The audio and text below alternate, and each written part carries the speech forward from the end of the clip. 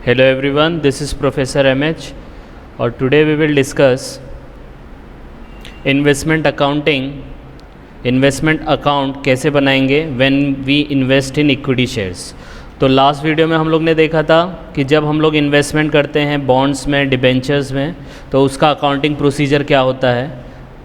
अब हम लोग देखेंगे कि if we invest in equity shares तो उसका अकाउंटिंग ट्रीटमेंट क्या होगा, उसका अकाउंट्स कैसे प्रिपेयर हम लोग करेंगे, राइट। तो will start with question.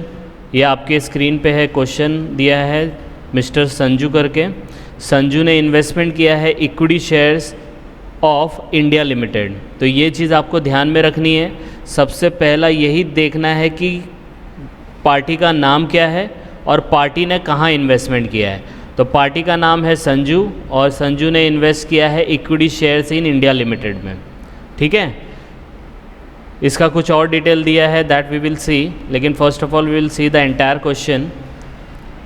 This is the entire question, ठीक है। प्रिपेयर इन्वेस्टमेंट अकाउंट, तो हम लोग को इन्वेस्टमेंट अकाउंट बनाना है।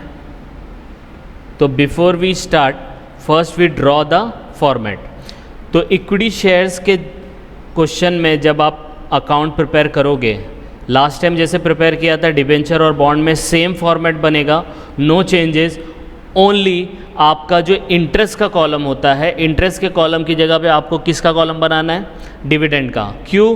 क्योंकि इक्विटी शेयर्स पे इंटरेस्ट नहीं मिलता है, आपको डिविडेंड मिलता है। तो डिविडेंड का कॉलम बनाना है, बाकी आपका पूरा फॉर्मेट सेम रहेगा और ड्यू डेट नहीं लिखनी है, क्योंकि डिविडेंड जो होता है वो वेरिएबल इनकम होता है, मिल भी सकता है, नहीं भी मिल सकता है, फिक्स नहीं होता।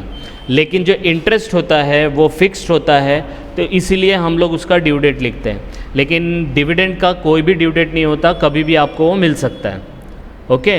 तो this is all about little difference between equity shares and debenture. तो आपको यही याद रखना है कि फॉर्मेट चाहे डिबेंचर का हो चाहे इक्विटी शेयर्स का हो, दोनों का फॉर्मेट सेम होने वाला है। सिर्फ इंटरेस्ट के कॉलम की जगह आपको डिविडेंड का कॉलम बनाना है, ठीक है। ये क्वेश्चन है, ये क्वेश्चन को हम लोग रीड करेंगे, लेकिन उससे पहले क्या करना है कि अगर आपको ये क्वेश्चन आया, चाहे इक्विटी शेयर्स का आए चाहे डिबेंचर्स का आए, आपको पहले ये देखना है बनाना क्या है। तो सबसे पहले इसमें दिया है कि इन्वेस्टमेंट अकाउंट बनाओ, तो आपको नेक्स्ट पेज पे जाके इसका फॉर्मेट बना लेना है। नेक्स्ट पेज पे जब आप जाओगे तो फॉर्मेट बनाओगे, तो सबसे पहला क्या लिखना है आपको, पार्टी का नाम। तो in the books of Sanju.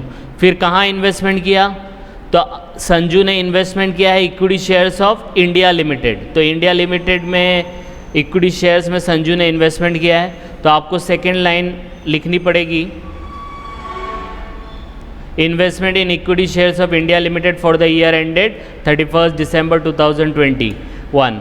तो ये आपको दिया होगा क्योंकि यहाँ पे आपको बोला गया है कि संजू का बुक क्लोज करना है 31 दिसंबर को। That's why we have written this 31 December 2021, okay. Next line में हम लोग को ड्यू डेट लिखना है, लेकिन यहाँ पे ड्यू डेट नहीं आएगा। क्यों नहीं आएगा? क्योंकि ये इक्विटी शेयर्स है, इक्विटी शेयर्स में डिविडेंड का ड्यू डेट फिक्स नहीं होता है। तो सबसे पहले in the books of Sanju, फिर हमें लिखना है इन्वेस्टमेंट इन इक्विटी शेयर्स, या अगर डिबेंचर होगा तो डिबेंचर लिखना है। फिर फॉर्मेट ड्रॉ करना है। फॉर्मेट कैसे ड्रॉ होगा, डेबिट साइड में हम लोग को लिखना है date particular, working note, nominal value, dividend और कॉस्ट। सेम आपको दूसरे साइड पे लिखना है, सेम फॉर्मेट में, date particular, working note, nominal value, dividend rupees, cost rupees, okay. और आपको मैं बता दूं शॉर्टकट इसका, डेबिट साइड में जो आता है वो आता है ओपनिंग, परचेज और profit on sales. Credit side में जो आता है that is closing, sale, loss on sale और डिविडेंड रिसीव्ड। तो ये आपको एक शॉर्टकट बता दिया है। शॉर्टकट बताने से ये होता है कि कभी भी अगर ओपनिंग आए या परचेज आए, कौन से साइड लिखना है तो आप उसको प्रॉपरली लिख सकते हो। आई बात समझ में? यस और नो? ठीक है। तो ये आपका फॉर्मेट ड्रॉ हो गया। तो अभी कैसे स्टार्ट किया है, हम लोग ने सिर्फ क्वेश्चन देखा, क्वेश्चन में सिर्फ ये देखा कि इन्वेस्टमेंट कहाँ पे हो रहा है, इक्विटी शेयर्स में हो रहा है, राइट। इक्विटी शेयर्स में हो रहा है और बनाना क्या है, इन्वेस्टमेंट अकाउंट है। तो हम लोग ने सिर्फ अकाउंट बना के छोड़ दिया है। तो दिस इज़ द अकाउंट का फॉर्मेट। सेकंड क्या चीज़ करना है, अब हम लोग क्वेश्चन को देखेंगे। क्वेश्चन के अंदर ये पूरा क्वेश्चन आपके पास दिया है, ठीक है। ये क्वेश्चन पूरा जो दिया है, इसके अंदर जितनी भी डेट्स होंगी ये क्वेश्चन के अंदर जितना भी डेट्स होगा उसको आपको फॉर्म में, जस्ट अ मिनट,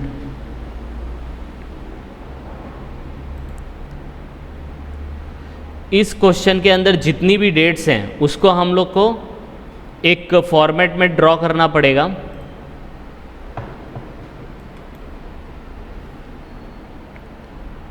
ये क्वेश्चन है, इसके अंदर जितनी भी डेट्स आएंगी, जैसे यहाँ पे आपको डेट दिखेगा ऑन 1 जैन, राइट, फिर आपको नेक्स्ट डेट दिख रहा है on 1 June, then 30 June, then 2 August, फिर 10 अगस्त, फिर आपका 30 सितंबर। ये जितनी भी डेट्स हैं ये सब आपको नोट डाउन करके लिखनी है। फिर आएगा 31 मार्च, फिर आएगा 20 अक्टूबर, फिर आएगा 1 नवंबर, देन 31 दिसंबर। तो क्या करना है, सबसे पहला क्वेश्चन देखा, इन्वेस्टमेंट बनाना है, तो डायरेक्टली हम लोग क्या करेंगे, फॉर्मेट बना लेंगे। फॉर्मेट मैंने बताया, पार्टी का नाम, इन्वेस्टमेंट इन इक्विटी शेयर, फिर इसका डेबिट साइड का और क्रेडिट साइड का बना लेंगे। फिर इसके अंदर जितनी भी डेट्स हैं उनको हाईलाइट करेंगे और डेट्स को फिर हम लोग क्रोनोलॉजिकली लिखेंगे। कैसे लिखेंगे, तो फर्स्ट डेट क्या आया, 1 जैन आया, ठीक है, तो इसका वर्किंग नोट बनाएंगे। देखो नीचे मैं बताता हूँ आपको। तो सबसे पहले हम लोग इसको लिख लेंगे वर्किंग नोट, ठीक है। तो वर्किंग नोट नंबर 1, तो पहली डेट क्या आई थी, 1 जैन आई थी, ठीक है, 1 जैन। तो 1 जैन में क्या किया था, ये सब डेटा लिख लेने का। Sanju had 20,000 equity shares, 20,000 equity shares था, हैड बोला है मतलब ऑलरेडी उसके पास था, तो हम लोग इसको बोल सकते हैं ओपनिंग। अब नॉमिनल वैल्यू ऑफ 10 रुपीज़, उसका फेस वैल्यू था 10 लेकिन 16 पे ख़रीदा था, बुक वैल्यू पे 16 है। तो ये डिटेल हम लोग को यहाँ पे लिखना है पूरा। आप शॉर्ट में भी लिख सकते हो क्योंकि ये वर्किंग नोट है, अंडरस्टूड। तो यहाँ पे हम लोग ने लिख दिया, देखो संजू हैड ओपनिंग 20,000, 10 रुपया बुक वैल्यू, 16 रुपया उसका, सॉरी 10 रुपया फेस वैल्यू और 16 रुपया उसका बुक वैल्यू। सेकेंड डेट क्या है, सिर्फ डेटा लिखना है अभी, ठीक है। सेकेंड डेट इज़ 1 जून, तो 1 जून को हम लोग गए, नेक्स्ट आपको 1 जून लिखना है, तो 1 जून लिख दिया। फिर इसके आगे क्या बोला गया है कि संजू परचेज, 1 जून को उसने क्या किया, परचेज़ किया, कितने इक्विटी शेयर, तो 5,000 इक्विटी शेयर्स को परचेज़ किया। तो आगे जाके वही लिखना है कि सॉरी यहाँ पे डेट आगे पीछे हो गया। 1 जून को जाके हम लोग को डेट लिखना है, purchase 5,000 shares at 4 rupees premium. तो ये 31 मार्च अभी नहीं आएगा, ये हम लोग को बाद में लिखना है, ठीक है। जस्ट अ मिनट, क्योंकि हम लोग को पता है कि 1 जैन के बाद हम लोग को नेक्स्ट डेट क्या मिला, 1 जून मिला, राइट। तो हम लोग ने 1 जून लिख लिया, ओके। फिर आगे डेट बढ़ेंगे तो 30 जून है, 30 जून को क्या किया, bonus and right shares issue किया था, डायरेक्टर ने अनाउंस किया, डायरेक्टर ने क्या किया, अनाउंस किया, तो ये डेट लिख लेंगे। तो नेक्स्ट डेट आपको लिखना है 30 जून और उसमें आपको लिखना है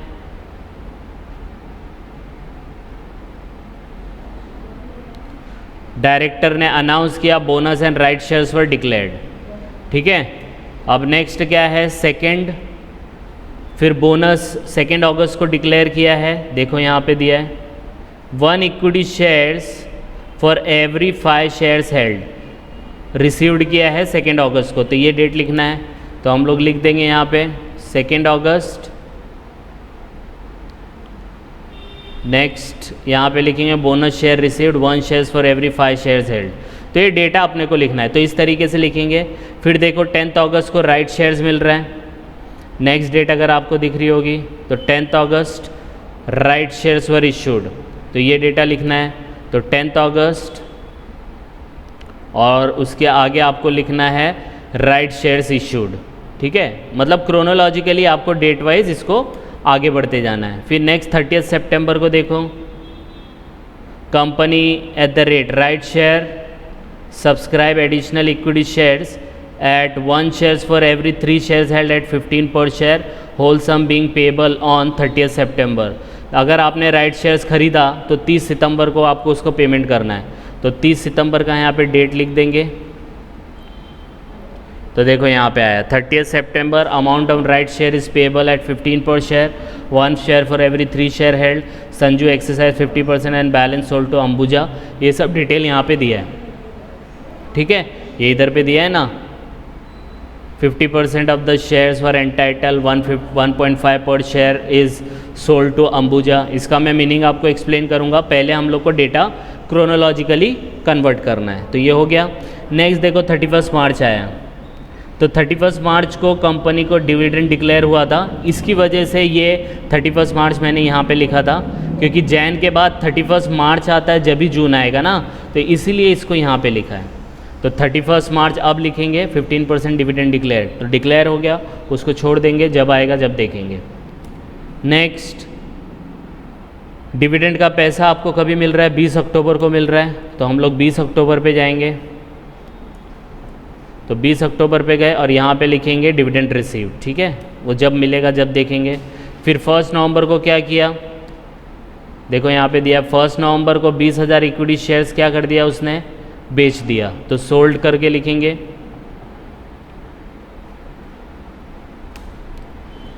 यहाँ पे हम लोग लिखेंगे on 1 November sold 20,000 shares at the rate of 3 पर शेयर प्रीमियम। सब डेटा आ गया। अब लास्ट में दिया है ईयर एंडिंग का, ईयर एंडिंग पे इसका रेट चल रहा है 14 रुपीज़ मार्केट प्राइस। तो हम लोग नेक्स्ट डेट पे जाएंगे और उसका डिटेल लिख लेंगे। 31 दिसंबर को market value 14 rupees per share है। क्लियर है? इधर शेयर्स हो गया है, इट इज़ पर शेयर। आई बात समझ में? यस और नो? तो कैसे किया हम लोग ने? सबसे पहले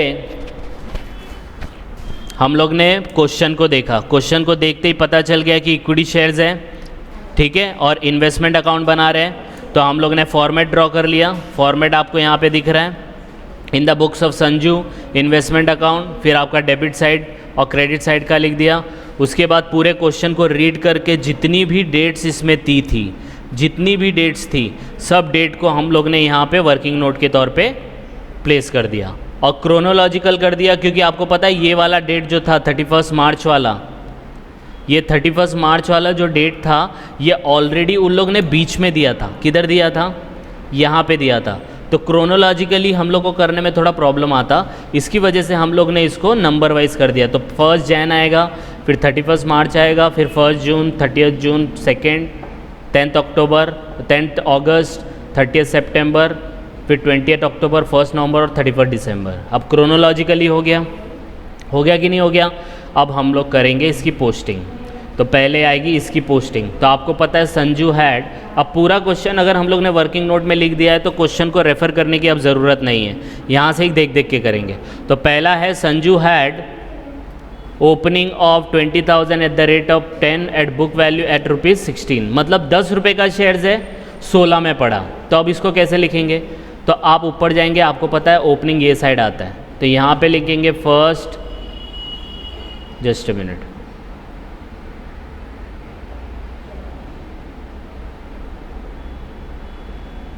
यहाँ पे लिखेंगे हम लोग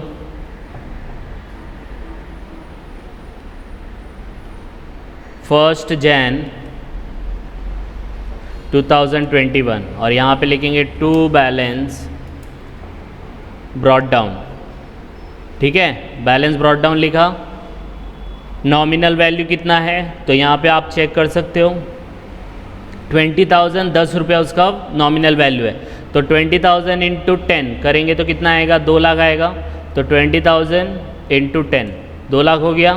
डिविडेंड नहीं आता है, याद रखना इक्विटी शेयर्स के क्वेश्चन में आपको डिविडेंड हमेशा कैलकुलेट करने की ज़रूरत नहीं है। जब डिविडेंड बोला जाएगा तभी कैलकुलेट करना, अदरवाइज़ करने की ज़रूरत नहीं है। तो यहाँ करेंगे हम लोग डैश, ठीक है। फिर यहाँ पे कॉस्ट कितना है आपको पता है, यहाँ पे कितने में पड़ा? 16 रुपये में पड़ा है कि नहीं? 16 रुपये में पड़ा कि नहीं पड़ा? तो 20,000 इंटू 16 तो कितना आएगा? 20,000 इंटू 16, 3,20,000 आएगा। आई बात समझ में? यस और नो? इतना समझ में आया सबको? समझा कि नहीं समझा? ठीक है, तो ये आपका पहला पोस्टिंग हो गया। अब हम लोग करेंगे नेक्स्ट वाला।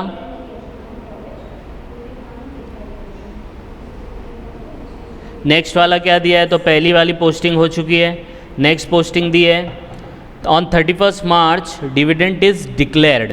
तो डिक्लेयर किया है, तो डिक्लेयर किया है तो उसका कोई भी एंट्री नहीं आएगा जब तक वो अमाउंट आपको डिविडेंड का मिलता नहीं है। तो इसको एज ऑफ नाउ हम लोग स्किप करेंगे। तो ये दोनों हो चुका है, डिटेल मिल गया। अब देखो 1 जून को क्या किया उसने? 1 जून को क्या किया? परचेस किया। तो परचेस कौन से साइड लिखते हैं? तो अगर आपको दिख रहा होगा तो परचेस ये साइड लिखते हैं। तो यहाँ पे जाएंगे हम लोग और लिखेंगे 1 जून 21 परचेस किया तो पैसा जाएगा तो टू बैंक, ब्रैकेट में लिख देने का परचेज। कितना परचेज कर रहे हो आप? अगर देखेंगे यहाँ पे तो 5000 एट 4 रुपीज़ शेयर प्रीमियम। तो 5000 परचेज कर रहे हैं, 4 रुपया प्रीमियम है। तो ओरिजिनल उसका भाव कितना रहेगा? 10 रुपये ही रहेगा। फेस वैल्यू कितना है? 10 है ना, यहाँ पे देखो दिया है ना, फेस वैल्यू उसका 10 ही रहने वाला है, लेकिन 4% प्रीमियम मतलब 4 रुपये ज़्यादा पे खरीदा। तो इसका मतलब आपने यहाँ पे जो परचेज किया वो कितना किया? 5000 10 के भाव से किया तो 50,000 हुआ कि नहीं हुआ? लेकिन आपको डिविडेंड आएगा नहीं, क्योंकि डिविडेंड जब आएगा जब देखेंगे, जब रिसीव्ड होगा तब देखना। तो डैश करेंगे यहाँ पे आपको 5000 इंटू 14 रुपीज़ करना है। क्यों 14 रुपीज़? क्योंकि यहाँ पे देखो क्या दिया है कि इन्होंने जो 5000 शेयर परचेज किया है वो 4 रुपीज़ प्रीमियम पे किया है। इसका मतलब 10 रुपये तो उसका फेस वैल्यू होगा और 4 रुपया प्रीमियम, प्रीमियम मतलब एक्स्ट्रा। तो 4 रुपीज़ ऐड हो जाएगा तो ये कितना हो जाएगा? 14। तो 5000 इंटू 14, यहाँ पे आपका आंसर आएगा। तो आया 70,000। तो 70,000 इज़ द आंसर। आई बात समझ में? तो ये आपका परचेज का हो गया। तो ये 3 एंट्री हो गई। अब देखो 30 जून को क्या किया? बोनस डिक्लेयर किया है। तो डिक्लेयर किया है तो डिक्लेयर का एंट्री नहीं आता, हम लोग को डेट पता चलनी चाहिए, हाँ इस डेट को डिक्लेयर हुआ, तो ये भी छोड़ देंगे, कुछ नहीं। अब देखो बोनस शेयर्स रिसीव्ड हो रहा है तो 2 अगस्त, तो रिसीव्ड हो रहा है ना, तो शेयर्स मिल रहा है। परचेज के अंदर भी आपको शेयर्स मिला कि नहीं मिला? परचेज के अंदर भी आपको शेयर्स मिला, बोनस शेयर्स में भी आपको शेयर्स मिलता है, लेकिन कोई भी खर्चा नहीं होता है। तो यहाँ पे हम लोग क्या करेंगे? बोनस शेयर्स ही लिखेंगे, लेकिन कौन से साइड? परचेज साइड ही लिखेंगे। तो यहाँ पे हम लोग लिख सकते हैं profit and sale plus bonus. ठीक है, तो यहाँ पे हम लोग लिखेंगे 2 अगस्त 2021। 2 अगस्त क्यों लिखा? क्योंकि देखो 2 अगस्त को हम लोग को बोनस मिल रहा है। ठीक है, तो बोनस है तो उसमें पैसा नहीं जाता, इसलिए बैंक का नाम नहीं आएगा। तो हम लोग यहाँ पे लिख देंगे 2 बोनस शेयर्स। ठीक है, अब इसका वर्किंग नोट बनाएंगे, तो वर्किंग नोट नंबर 2। ठीक है, अब वर्किंग नोट नंबर 2 कैसे बनाएंगे? यहाँ पे लिखेंगे working note number 2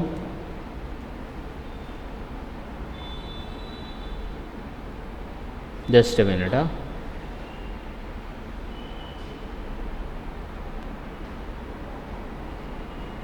working note number 2 calculation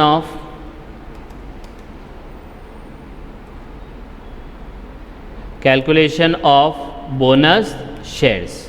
ठीक है, अब आपको निकालना है बोनस शेयर्स। तो बोनस शेयर्स का क्या डिटेल दिया है कि बोनस शेयर्स आपको मिलेगा 1 share for every 5 share held.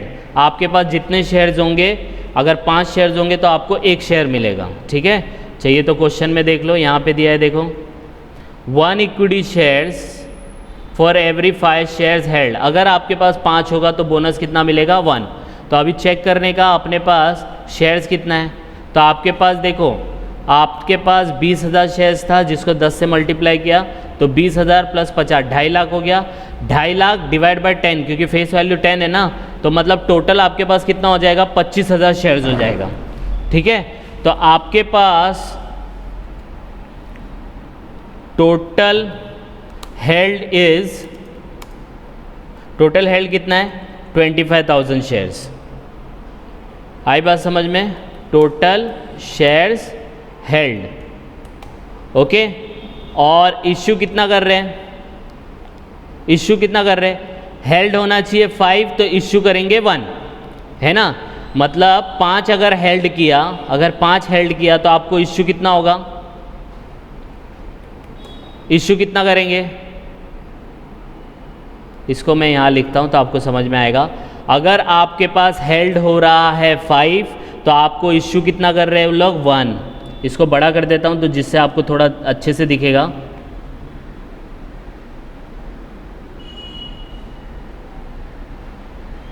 तो आपके पास हेल्ड है 5 और इश्यू कितना कर रहे हैं 1, तो आपके पास हेल्ड कितना है, 25,000 शेयर्स है कि नहीं है। आपके पास 25,000 शेयर्स है, तो क्रॉस मल्टीप्लाई करेंगे तो आ जाएगा। तो क्रॉस मल्टीप्लाई करके देखो, जस्ट अ मिनट। ओके, तो आपके पास हेल्ड था 5 तो इश्यू हो रहा है 1, तो टोटल आपके पास 25,000 है, तो 25,000 इंटू 1, इसको इससे मल्टीप्लाई डिवाइड बाय 5, तो यहाँ पे आंसर कुछ इस तरीके से आएगा 25,000 इंटू 1 डिवाइड बाय 5। तो इश्यू कितना होंगे 5,000 शेयर इश्यू होंगे, ठीक है। बोनस शेयर्स कितने इश्यू होंगे 5,000, तो यहाँ पे बोनस शेयर्स में जाके आपको लिखना पड़ेगा 5,000, लेकिन 5,000 हम लोग यहाँ पे रुपीज़ में लिख रहे हैं, तो 5,000 इंटू 10 लिखेंगे तो 50,000 हो जाएगा। डिविडेंड में डैश आएगा, कॉस्ट में भी 0 आएगा क्योंकि इसका कॉस्ट उसको 0 पड़ा है। आई बात समझ में आया बोनस शेयर कैसे इश्यू करते हैं, यस और नो। ओके, आगे बढ़ते हैं। तो आगे बढ़ेंगे तो ये 4 डेट हो गया, बोनस शेयर्स भी हो गया। अब राइट शेयर्स इश्यूड, 10 अगस्त को राइट शेयर इश्यू किया था, तो यहाँ पे अगर चेक करेंगे तो राइट शेयर देखो 10 तारीख को इश्यू किया गया था, ठीक है। 10 अगस्त को राइट शेयर इश्यू किया है, तो इश्यू किया है तो ठीक है।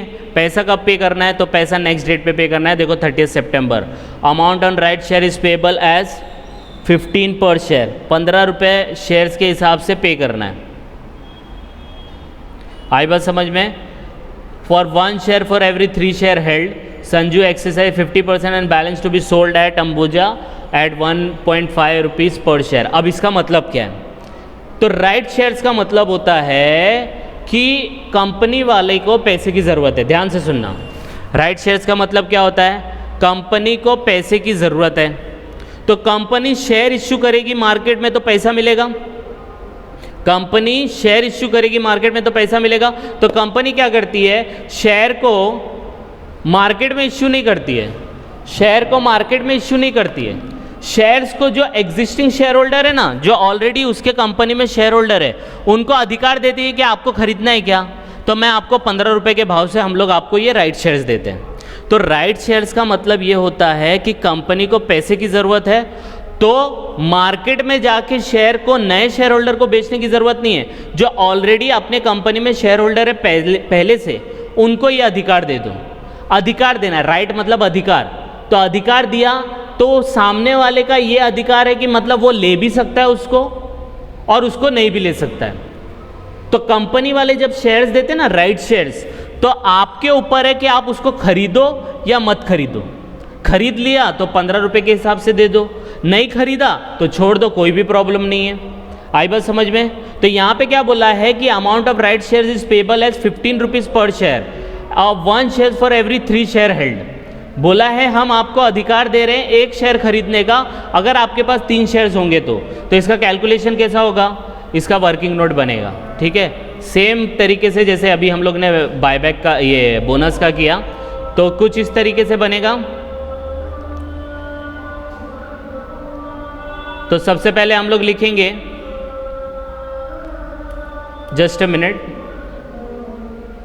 We will hold for 1 minute here and then will start. Okay, तो हम लोग राइट शेयर्स का कैलकुलेशन करेंगे। तो वर्किंग नोट हमारी 2 बन गई थी, अब नेक्स्ट वर्किंग नोट बनेगी working note number 3, calculation of right shares, ठीक है। अब राइट शेयर्स में भी क्या है, टोटल शेयर्स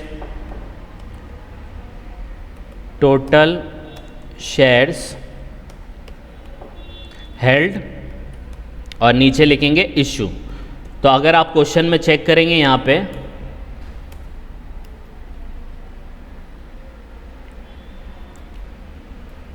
तो यहाँ पे देखो दिया है कि right shares is given at 1 share पर 3 इक्विटी शेयर्स हेल्ड। हर 3 इक्विटी शेयर्स पे आपको एक राइट शेयर्स मिलेगा। अंडरस्टूड? आपको हर एक शेयर्स पे कितना मिलेगा? हर 3 शेयर्स पे कितना मिलेगा? 1 शेयर्स। ठीक है, तो 1 shares for every 3 shares held. तो हम लोग यहाँ पे लिख लेंगे हेल्ड होगा 3, तो हम लोग को इश्यू होगा कितना? 1। अब चेक करो कि टोटल हेल्ड कितना है हमारे पास, टोटल कितना अभी शेयर्स है हमारे पास। तो अगर आप चेक करोगे क्वेश्चन में, तो हम लोग की जितनी भी एंट्री हुई, ये 3 एंट्री हुई, तो 3 एंट्री के हिसाब से हमारे पास नॉमिनल वैल्यू देखने का, तो नॉमिनल वैल्यू कितने का हो गया? 3 लाख का हो गया। 2 लाख प्लस 50,000 प्लस 50,000 तो कितना हो जाता है? 3 लाख हो जाता है। हो जाता है कि नहीं हो जाता है? अब 3 लाख हो गया। 3 लाख तो अमाउंट है, इसको नंबर में कन्वर्ट करेंगे तो 10 से डिवाइड करने का, क्योंकि फेस वैल्यू इसका कितना है? 10, तो 30,000 हो गया। तो यहाँ पे हम लोग लिखेंगे इसके सामने 3 लाख डिवाइड बाय 10, तो 30,000 शेयर्स हेल्ड है। तो आप क्रॉस मल्टीप्लाई कर लो, 30,000 मल्टीप्लाई बाय 1 डिवाइड बाय 3, तो यहाँ पे कुछ आएगा 30,000 मल्टीप्लाई बाय 1 डिवाइड बाय 3, तो 10,000 राइट शेयर इश्यू होंगे। 10,000 राइट शेयर इश्यू होंगे। समझ में आया ये कैलकुलेशन? बोनस शेयर्स क्या होता है कि बोनस शेयर्स कंपनी जब इश्यू करती है ना, तो वो आप उसको लो या मत लो, वो आपको ऑटोमेटिकली मिल जाता है, बोनस है वो तो, और उसमें कोई भी खर्चा नहीं होता है। लेकिन जो राइट शेयर्स होता है, राइट शेयर्स में ऐसा होता है कि कंपनी को पैसे की ज़रूरत होती है ना, तो नए लोगों को इश्यू करने से अच्छा है कि जो हमारे एग्जिस्टिंग शेयर होल्डर हैं उनको बेचते, तो अधिकार देते कि आपको खरीदना है क्या, अगर खरीदना है तो ये भाव से खरीद लो, नहीं खरीदना है तो छोड़ दो। आधा भी खरीद सकते, आधा छोड़ सकते, वो उनके ऊपर डिपेंड है। आई बात समझ में? तो ये आपका कैलकुलेशन हो गया 10,000। अब देखो क्वेश्चन में अगर आप रीड करोगे तो टोटल उसको राइट शेयर्स कितने मिल रहे हैं? राइट शेयर्स कितने मिल रहे हैं उसको? 10,000 मिल रहे हैं। अब देखो उसने कितना खरीदा, यहाँ पे से मैंने क्वेश्चन में से लिख लिया है, तो क्वेश्चन बार बार रेफर नहीं करेंगे। तो Sanju exercise 50% and the balance sold to Ambuja at ₹1.50 per share. तो संजू ने क्या बोला कि भाई मुझे मिलने वाले हैं 10,000, लेकिन मैं सिर्फ 50% एक्सरसाइज करूंगा, मुझे पूरे नहीं चाहिए। मुझे कितने चाहिए? सिर्फ 50% चाहिए। आपको समझ में आया ये 10,000 कैसे आया, ये वाला 10,000 शेयर्स कैसे आया? समझ में आया सबको? यस और नो? तो 10,000 राइट शेयर इश्यू होंगे। किसको? संजू को होंगे। किसको होंगे? संजू। लेकिन संजू ने क्या बोला कि मुझे 10,000 नहीं चाहिए, मुझे कितना? सिर्फ 50%। तो 10,000 का 50% कितना होता है? 10,000 का 50% कितना होता है? तो 10,000 इंटू 50%, तो संजू सिर्फ 5,000 शेयर खरीदेगा। तो खरीद रहा है मतलब परचेज कर रहा है, परचेज कर रहा है, और परचेज कौन से साइड आएगा? डेबिट साइड में। तो इधर पे हम लोग डेट लिखेंगे 30 सितंबर 2021, और यहाँ पे लिखेंगे टू बैंक, क्योंकि पैसा जा रहा है, और ब्रैकेट में लिखने का राइट शेयर्स। आई बात समझ में? अब वर्किंग नोट नंबर 3,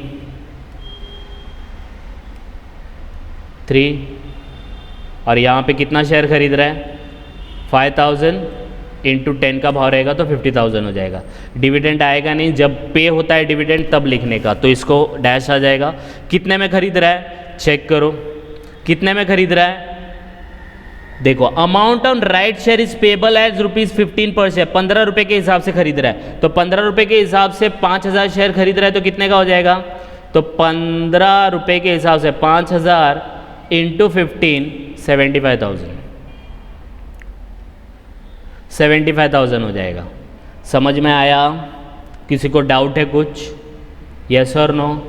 ठीक है, एक बार और वापस से देख लेना रिवाइंड करके, तो आपको और समझ में आ जाएगा। अब देखो और कुछ इसमें बाकी रह गया।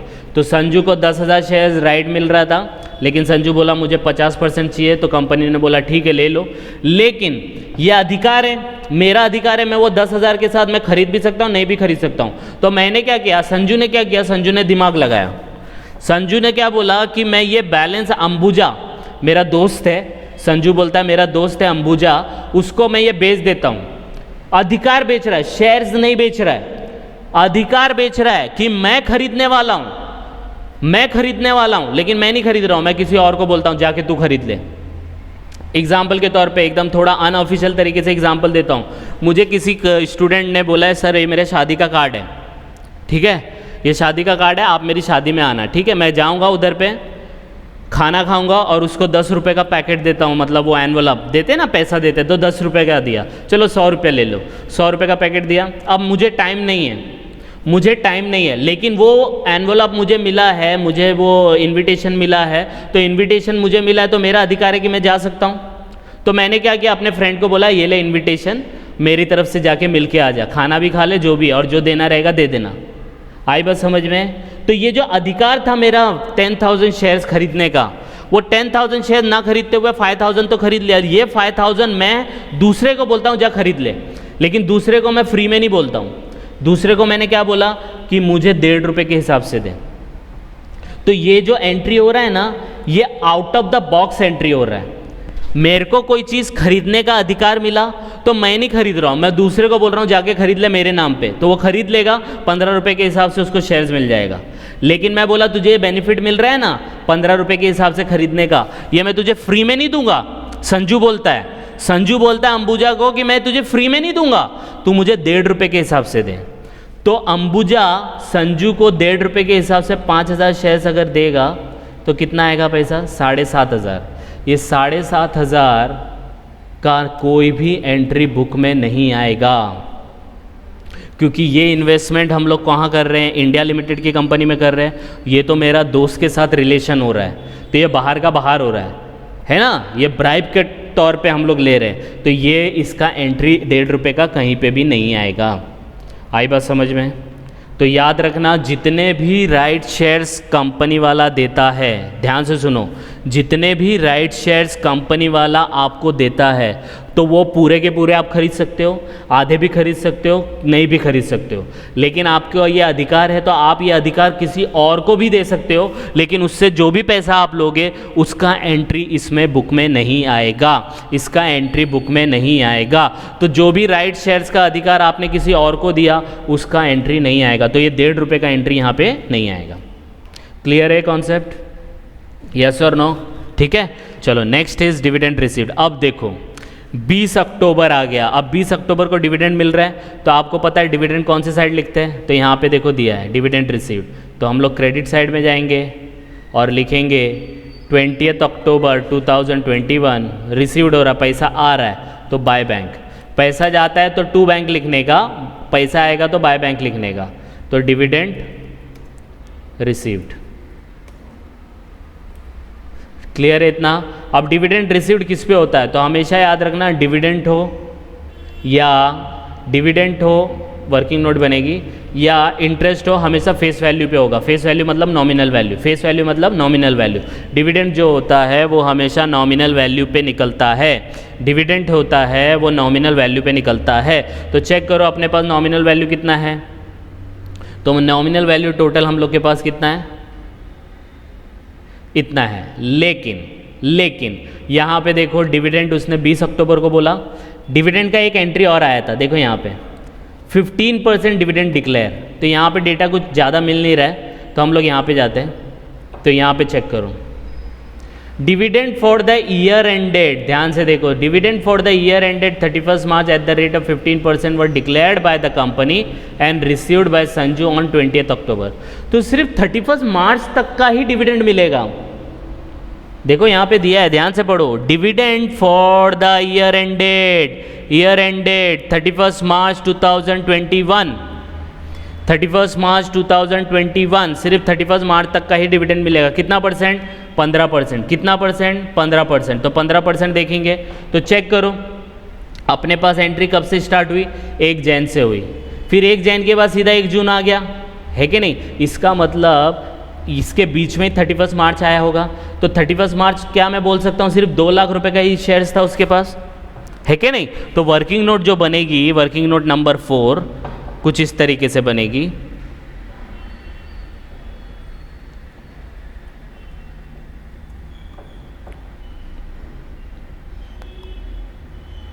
Working note number 4, calculation of dividend, ठीक है, कैलकुलेशन ऑफ डिविडेंड। तो डिविडेंड हम लोग को कब तक का मिल रहा है? डिविडेंड हम लोग को कब तक का मिल रहा है? 31 मार्च। तो टिल 31 मार्च 2021। तो टिल 31 मार्च हम लोग के पास शेयर्स कितना था? तो total shares till 31 March only कितना था? 20,000। क्यों 20,000? आप चेक कर सकते हो, ये तो जून में आई ना, एंट्री परचेज किया जून में, तो आपको ये कितना आया 1 जनवरी, तो 20,000, 2 लाख है, 2 लाख मतलब 20,000, 10 से डिवाइड करेंगे तो 20,000 शेयर्स है, तो 20,000 शेयर्स पे आपको डिविडेंड मिलेगा। तो 20,000 शेयर्स पे कितना मिलेगा? तो 20,000 शेयर्स है, हमेशा नॉमिनल वैल्यू पे मिलता है, तो 20,000 इंटू 10 इंटू 15%, 30,000। तो 30,000 का डिविडेंड आपको मिलने वाला है। तो 30,000 का डिविडेंड आपको मिलेगा। तो ये मैं 30,000 जाके किधर लिखूँगा? ये साइड पे लिखूँगा, और नॉमिनल वैल्यू पे भी नहीं आएगा, कॉस्ट में भी नहीं आएगा, डिविडेंड के अंदर जाके 30,000 आपको लिखना है। आई बात समझ में? यस और नो? समझा कि नहीं समझा डिविडेंड का कैलकुलेशन? बच्चा डिविडेंड जो है यहाँ पे देखो एंट्री बोला है कि 31 मार्च तक का ही मिलेगा। तो 31 मार्च तक अपने पास सिर्फ एक ही एंट्री थी, ये वाली एंट्री। तो ये वाली एंट्री के हिसाब से सिर्फ 2 लाख है, तो 2 लाख पे 15% निकालेंगे तो 30,000 आएगा, तो वो मिल गया। तो 30,000 हम लोग को डिविडेंड मिल गया। आई बात समझ में? है ना? अब देखो आपको डिविडेंड कब मिल रहा है? डिविडेंड मिल रहा है 20 अक्टूबर, बराबर है। अब चेक करने का यहाँ पे मैं बता देता हूँ, यहाँ पे वर्किंग नोट में बता देता हूँ, नीचे जहाँ पे मिला। तो आपको 31 मार्च से लेके डिविडेंड का डेट क्या है? 20 अक्टूबर। ये दोनों डेट के बीच में जिस डेट तक का मिल रहा है और जिस डेट को मिल रहा है, यहाँ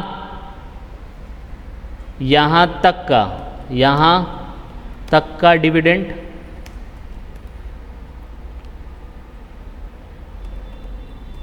और यहाँ डिविडेंड रिसीव्ड। समझ में आया? यहाँ तक का डिविडेंड और यहाँ डिविडेंड मिला, इन दोनों डेट के बीच में देखने का कोई शेयर्स आपने परचेज तो नहीं किया। तो 31 मार्च से लेके 20 अक्टूबर के बीच में कोई चीज़ परचेज किया है क्या? तो चेक करो। तो 31 मार्च से लेके, तो ये वाला डेट तो नहीं आएगा, तो ये इस डेट के बाद 3 डेट आया। तो देखो purchase, bonus share, right share, तो आपको सिर्फ परचेज का देखना है। तो परचेज कितना किया? 50,000। तो 50,000 पे आपको भी डिविडेंड मिलेगा, और ये डिविडेंड को हम लोग बोलते हैं प्री एक्विजिशन डिविडेंड। तो इसको क्या करने का, हम लोग को यहाँ पे लिखना है कॉस्ट के अंदर। तो 50,000 इंटू 15%, 7,500। ये वाला एंट्री बहुत इंपॉर्टेंट है, बच्चे लोग नहीं समझ पाते कि ये एंट्री आया क्यों। ये वाला डिविडेंड मैं आपको बता देता हूँ। डिविडेंड जो है वो सिर्फ और सिर्फ कहाँ तक मिल रहा है? कहाँ तक का मिल रहा है आपको? 31 मार्च तक का मिल रहा है, बराबर है।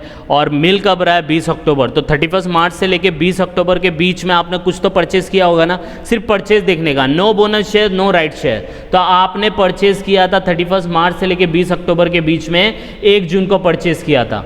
1 जून को कितना परचेज किया? 50,000। तो 50,000 पे जो डिविडेंड मिलेगा, राइट, वो एक्चुअल में आपको मिलता नहीं है, वो प्री एक्विजिशन रहता है, एक्यूमुलेटेड होता है। तो वो डिविडेंड आपको जो रहता है वो 7,500, वो आपके कॉस्ट में से माइनस हो जाता है।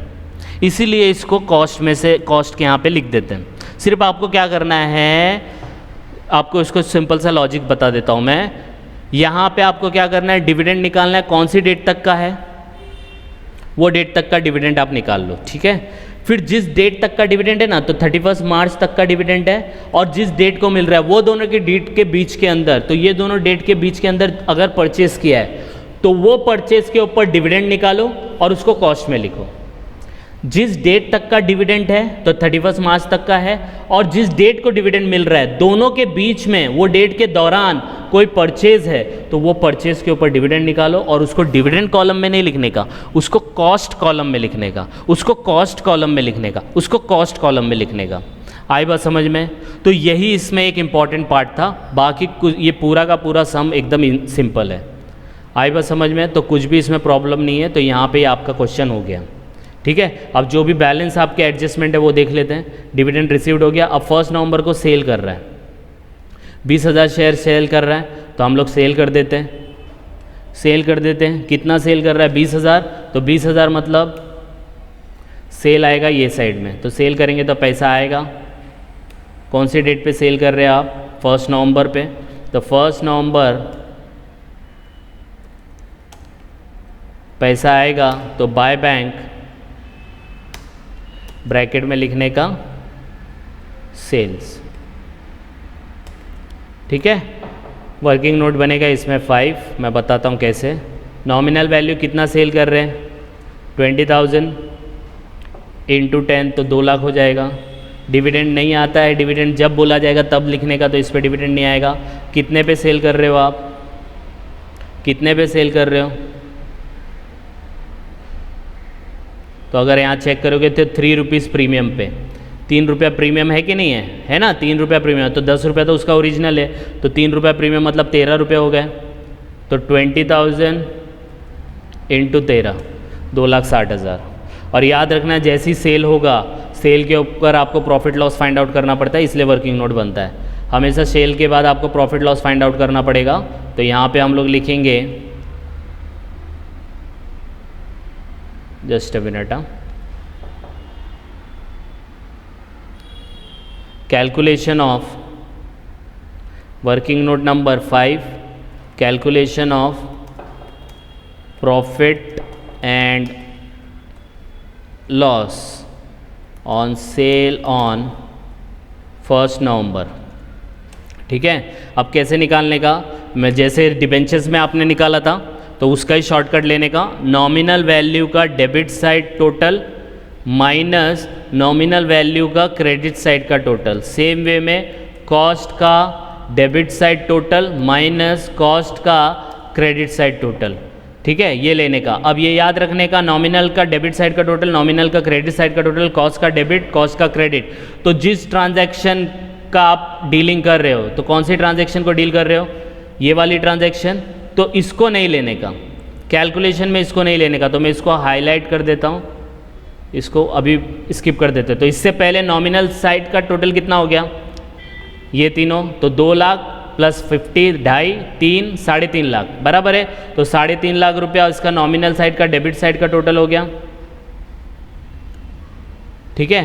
तो यहाँ पे हम लोग ने लिख दिया 3.5 लाख। अब क्रेडिट साइड का टोटल देख लेते हैं। तो क्रेडिट साइड का टोटल देखेंगे, नॉमिनल वैल्यू का क्रेडिट साइड का टोटल, तो आई थिंक इधर है ही नहीं, क्योंकि यहाँ पे कोई ट्रांजैक्शन ही नहीं है, ठीक है। तो 0 आ जाएगा। तो नॉमिनल वैल्यू का डेबिट साइड का टोटल माइनस क्रेडिट साइड का टोटल। तो यहाँ पे हम लोग लिखेंगे 3.5 लाख माइनस 0, तो 3.5 लाख आएगा। अब कॉस्ट का कर लेते हैं, कॉस्ट का डेबिट साइड का टोटल। तो कॉस्ट का डेबिट साइड का टोटल करेंगे तो 3,20,000, 3,90,000 और 75 को ऐड करेंगे तो 4,65,000 आएगा। 4,65,000 में कॉस्ट का डेबिट साइड का टोटल, कॉस्ट का क्रेडिट साइड के टोटल में देखो 7,500 है। तो 4,65,000 माइनस 7,500 लेंगे तो यहाँ पे आएगा आपका 4,65,000 माइनस 7,500 तो आएगा 45,75,00। तो इसका मतलब क्या होता है कि आपको 3.5 लाख की चीज़ कितने में पड़ी? 4,57,500 में। आपको 3.5 लाख की चीज़ इतने में पड़ी। और आपने कितना अभी माल बेचा? तो आपने माल बेचा अभी, ये वाली एंट्री, आपने माल कितने का बेचा? अभी 2 लाख का बेचा। तो 2 लाख का कॉस्ट कितना आएगा वो हम लोग यहाँ पे कैलकुलेट करेंगे, जैसे डिबेंचर में किया था। तो अब हम लोग इसके नीचे नॉमिनल वैल्यू के नीचे 2 लाख लिखेंगे और क्रॉस मल्टीप्लाई करेंगे। क्रॉस मल्टीप्लाई कैसा? This multiply by this divide by this. तो देखो कैसे आएगा, 457500 multiply by 2 lakh divide by 3.5 lakh, तो आएगा कुछ इसको राउंड फिगर कर लेने का 2,61,429 आएगा। ठीक है, ये याद रखने का 2,61,429 ये हो गया आपका कॉस्ट। इसको बेचा कितने पे, सेल कितने पे किया आपने, सेल अगर देखेंगे यहाँ पे तो आपने सेल किया है उसको सामने वाले को 2,60,000 पे किया है ना, 2,60,000 पे किया है कि नहीं किया है, तो ये आप यहाँ पे लिखेंगे 2,60,000, तो यहाँ पे आप 2,60,000 लिख देंगे इसी के नीचे। अब मुझे बताओ प्रॉफिट हो रहा है कि लॉस हो रहा है, तो 2,61,429 उसका खर्चा था और सेल हुआ 2,60,000 का, तो ये मेरे को लॉस लग रहा है, तो लॉस माइनस करेंगे दिस माइनस दिस, कितने का 1,429 का, तो ये आपका लॉस हो गया। ठीक है, तो ये लॉस कहाँ पे लिखते हैं, तो आपको देखो यहाँ पे दिया है लॉस ऑन सेल, तो लॉस ऑन सेल आपको ये साइड पे लिखना पड़ेगा, तो सेम डेट लिखना है, यहाँ पे लिखना है by profit and loss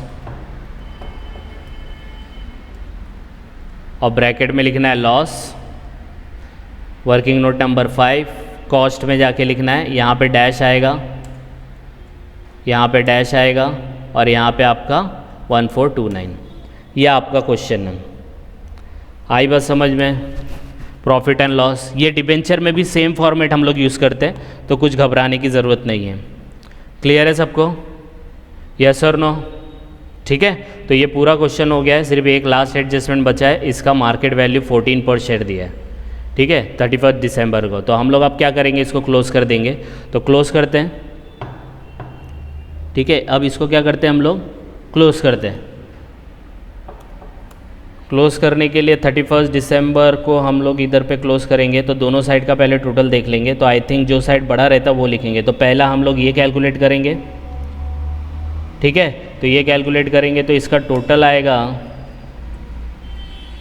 Excel है इसलिए यहाँ पे टोटल फटाक से हो जाएगा 3.5 लाख, और इसका टोटल है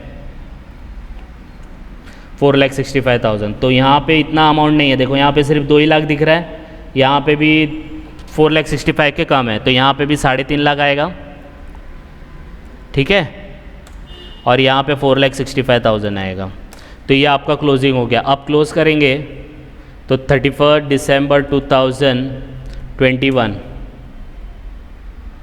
ठीक है, तो बाय बैलेंस कैरी फॉरवर्ड कितना वर्किंग नोट बनेंगे, तो देखते नहीं तो नहीं, तो यहाँ पे देखो 3.5 लाख है, ऑलरेडी कितना हम लोग ने सेल किया 2 लाख, तो बचा कितना 1.5 लाख, तो 1.5 लाख यहाँ पे आएगा। ठीक है, फिर से बताता हूँ, क्लोज कर रहे हो, अपना लास्ट एडजस्टमेंट बचा है, लास्ट एडजस्टमेंट मार्केट वैल्यू दिया है, तो इसको हम लोग इनकॉर्पोरेट करेंगे, मतलब अब कोई एंट्री नहीं है तो क्लोज होता है ना, हर अकाउंट क्लोज होता है कि नहीं होता है, तो क्लोज करने के लिए हम लोग देखेंगे दोनों साइड में बड़ा साइड कौन सा है, डेबिट साइड बड़ा है कि क्रेडिट साइड, तो हम लोग ने देखा डेबिट साइड बड़ा है, यहाँ 3.5 लाख आ रहा है, यहाँ पे 4,65,000, यहाँ पे तो डिविडेंड में है ही नहीं कुछ, तो 3.5 लाख और 4,65,000, तो हम लोग ने दोनों साइड वो लिखा। अब जब यहाँ पे 3.5 लाख लिखा तो इसको कॉलम को टैली करेंगे, तो यहाँ तो 2 लाख ही है ना, तो क्लोजिंग ऑटोमेटिकली अपना 1.5 लाख आ जाएगा, आएगा कि नहीं आएगा। ठीक है, ये हो गया। अब यहाँ का टोटल कर लेंगे, तो 4,65,000 में से माइनस करो, 4,65,000 माइनस 7.5, तो आ रहा है 1,96,071, ये आपका बैलेंसिंग फिगर है।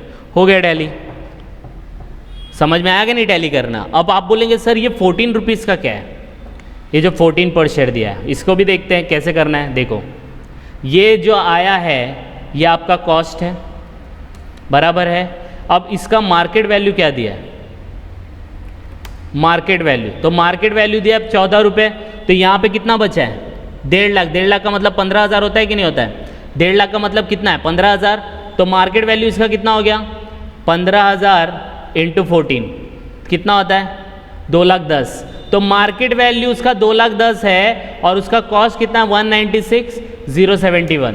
तो आपको पता है हम लोग ने 12th में किया था कॉस्ट और मार्केट प्राइस विचेवर लो लेते हैं ना, तो दोनों में से लो कौन सा दिख रहा है, तो 196,071, तो यही आ रहा है। यहाँ पे आपका क्वेश्चन ख़त्म होता है। आई बात समझ में? यस और नो? समझा कि नहीं समझा? ठीक है। और अगर बाई चांस मार्केट वैल्यू 1,90,000 होती, एक बात बता रहा हूँ, अगर मार्केट वैल्यू 1,90,000 होती तो यहाँ पे ये डिफरेंस नहीं आता, यहाँ पे आप फिर क्या लिखते? 1,90,000 लिखते, और फिर जो भी डिफरेंस आता ना 6,771 का, वो आपको PNL में डालना पड़ता। यहाँ पे बाय PNL करके लिखते हैं आप। आई बात समझ में? लेकिन यहाँ पे ऐसा कुछ भी नहीं है, तो इसलिए हम लोग इसको नहीं लिखेंगे। यहाँ पे जो अमाउंट आ रहा है वही डिफरेंस है, इसलिए इसको छोड़ देंगे। आई बात समझ में? ठीक है। 15,000 × 14 का भाव। क्लियर है? ओके। अब एक कॉलम बच गया, डिविडेंड का कॉलम हम लोग का। तो डिविडेंड यही साइड बड़ा है, तो ये साइड आएगा 30,000, इसको क्लोज कर देंगे। तो ये डिफरेंस आएगा ये साइड यहाँ पे, और जब ये क्लोज होगा तो हम लोग यहाँ पे डेट लिखेंगे 31 दिसंबर 2021। और ये जब क्लोज होता है, इंटरेस्ट भी क्लोज होता है, तो वो किधर जाता है? प्रॉफिट एंड लॉस अकाउंट में। ठीक है, इसको लिख देंगे डिविडेंड क्लोजिंग। थोड़ा बड़ा क्वेश्चन लगेगा आपको, लेकिन आप इसको थोड़ा थोड़ा 20-20 मिनट करके देखेंगे ना तो आपको समझ में आएगा। और कुछ भी डाउट रहेगा तो यू कैन कमेंट। ठीक है, तो ये पूरा क्वेश्चन हमारा हो गया इक्विटी शेयर्स का, और हमारे डिबेंचर के भी क्वेश्चन है, तो दोनों रेफ़र करो। कुछ भी डाउट आएगा तो आप लोग कमेंट करो। ठीक है, तो please like and subscribe for more videos. Thank you.